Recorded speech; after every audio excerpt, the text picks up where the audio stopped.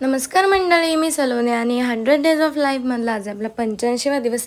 तर आता मी केले आज हेअर वॉश आणि मस्तपैकी निघाली वगैरे, टिकली वगैरे लावले, केस सुकवत होती बट सुकतच नव्हती. त्याच्यानंतर काय तर माझी सकाळची सुरुवात होते चहाने, ते तुम्हाला माहीतच आहे. तर चहा घेतला आणि सकाळचा नाश्त्याला बनवले घावणे. दुधावरची साहित्य माझी फेवरेट आहे, सो घेतली वगैरे, नाश्ता वगैरे केला आणि आज घेतली साफसफाई करायला बाहेरची. तर वरची सिलिंग साफ करायची होती, सो टेबलावरती पाठ ठेवून वरती चढलेले हाईट कमी पडत होती त्याच्यामुळे, आणि दोघंजण मला धरून होती, पडली वगैरे व सरकत होता तो पाठ. सो क्लीन वगैरे केलं वरचं पूर्ण.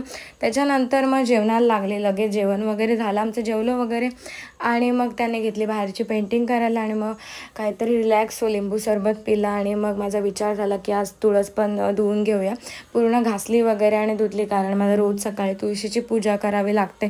सो तुळस वगैरे साफ केली आणि अलिबागला गेलो, अन्वीमध्ये गेली, कारण मला मेकअपचे प्रोडक्ट घ्यायचे होते जे माझ्याकडे संपलेले आणि त्याच्यामध्ये जरा मी नवीन पण ॲड केले, नवीन त्याने सांगितले जे आलेले.